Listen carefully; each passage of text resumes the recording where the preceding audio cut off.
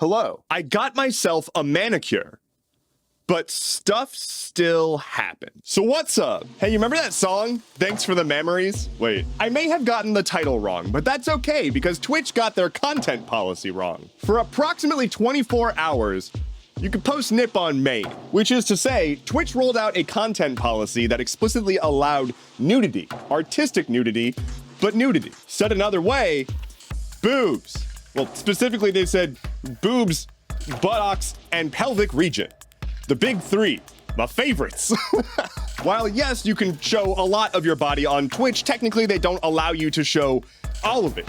But they changed their content policy, and then they were like, oops, never mind. Everyone started just kind of posting everything, and Twitch was like, wait a minute, we didn't think this one through. So like a day later, after posting the update to their content policy, they posted another update saying, psych, you can't do that anymore. Quote, moving forward, depictions of real or fictional nudity won't be allowed on Twitch, regardless of medium. So while this originally would have been good for people who do like art and whatnot, never mind. Just another reminder that the human body is icky and we should all be ashamed. I will say, however, that they did cite AI as like a potential concern, and I absolutely get that. Rolling out saying, hey, yeah, you can post any kind of artistic nudity, that includes like deep fakes and shit. AI, in huge air quotes, artists, would be able to just go on Twitch and be like, nah, I'm making art. Never mind that it's hyper realistic and looks a lot like this celebrity. Anyway, I want to close this out by just saying I am exhausted from reading content policies that reference, quote, female presenting nipples. I thought we got past that after the Tumblr fiasco, but here we are again. Google was and is a narc. Google has recently updated the way that they store your location history from Google Maps. They now do it directly on your phone, and if it's going to go to their servers, it gets encrypted before it leaves your phone. Previously, Google just stored all of your location data on their servers, which is really convenient when cops want your information. Now, Google has come out and been like, nah, we made this change because we just care so deeply about your privacy, and this is for you. Let's ignore the scathing Bloomberg report that came out a few months ago that said that we've been cooperating with cops at an alarming rate. According to the report from Bloomberg, Google got over 60,000 requests for user data from cops last year. That is twice as much as they got in 2019. This is happening because Google is making a name for themselves among law enforcement officials that they will cooperate and they will offer as much as they can. Reportedly, Google is one of the best companies to go for because they can give you a nice list of who was where, when. And to be clear, this isn't just big bad criminals that are getting their data forked over to the cops.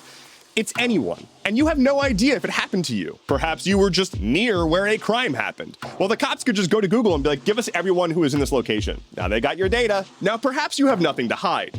That's a terrible argument, stop using it. If you don't agree with every single law on the books, you probably don't want the cops having access to all of your information. For example, if you or a loved one wanted to get an abortion in a state where that's illegal, I think you can fill in the blank. Law and morality are not the same thing. And again, you could just get swept up from whatever investigation is going on. It might not have anything to do with you, but if you're implicated by way of just being nearby, you're at risk. And guess who was facilitating that risk? Yes, Google, using your location information from you using their services. Now, they have changed it, which is cool, but that doesn't mean they're gonna stop complying. They even go as far as to clarify in their announcement about this change that they don't sell your information to third parties or advertisers. They don't sell your information, and you are here. I have words, because the people who are responsible for the love of my life, Carlac, are gone. Kind of. I talked recently about how Hasbro, who now owns Wizards of the Coast, did a big layoff, like a 20% staff reduction recently, and that affected a ton of people at Wizards of the Coast, the people who make Dungeons and Dragons. Well, there was recently a small little game called Baldur's Gate 3 that won Game of the Year and basically shocked the entire video game market. And that was all Dungeons & Dragons stuff. Larian Studios, who made Baldur's Gate 3, are not a subsidiary of Hasbro. They were licensing D&D. But the head of Larian Studios recently tweeted that virtually everyone that they worked with to get Baldur's Gate off the ground and work out the licensing stuff is gone now. Quote, it is a sad thing to realize that of the people who were in the original meeting room, there's almost nobody left. I hope you all end up well. I want to remind you, Baldur's Gate 3 just won like every award. Like they just swept everything, right? D&D and also Magic the Gathering are doing really, really well right now. They are profitable. But Hasbro made giant cuts to them regardless. And it's deeply upsetting because like, it just doesn't have to be this way. Like this is entirely corporate crap. It has nothing to do with like a lack of performance or people not being good fits for the job. It's just corporate reduction, destroying things that people truly care about. Stop it. Hello, Europe. Welcome to Threads. Threads is in Europe now. Yes, the Zuckerberg-powered competitor to Twitter, Threads, is actually kind of working out a little bit. I have to admit, while it's still clunky, it still doesn't have a whole lot of features. They're making some weird decisions with it. It actually kind of feels like a place now, and it recently opened up to users in the EU. This comes just a few months after making a big stink about how the European regulations are going to make it basically impossible for them to operate there. Wow, it seems truly impossible. So that's pretty interesting, but they're also doing another step, which is starting to test out their integration with ActivityPub. Bear with me. What is ActivityPub? It is a social network protocol. The idea is that using ActivityPub, different social networks can interact with each other. You may have heard of Mastodon. Mastodon is one of the most popular networks that uses ActivityPub.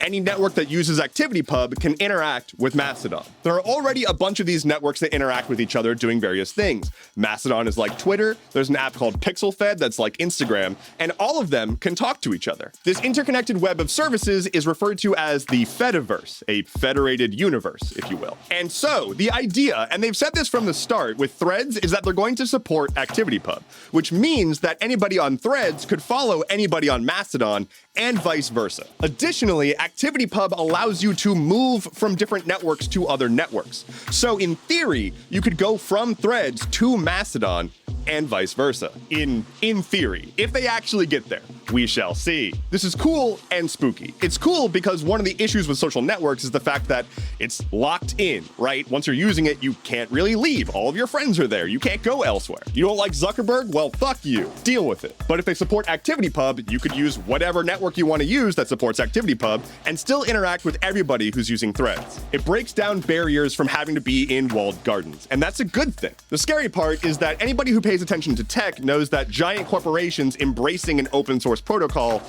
usually spells death for the protocol. There's a concept called embrace, extend, extinguish, and it's essentially the notion that a big company comes in and says, wow, this big open concept is great. We're gonna be a part of it. And then they're gonna build on top of it. And we're gonna do all this cool stuff. And now that we did all this cool stuff and you depend on us, we're gonna close it off. Essentially embracing the thing, building on top of it, and then getting rid of the original thing. If you were still mad at Google for getting rid of Google Reader, that's what that was. Anyway, I'm gonna do a whole ass video on Mastodon and stuff on my YouTube eventually, so follow me there.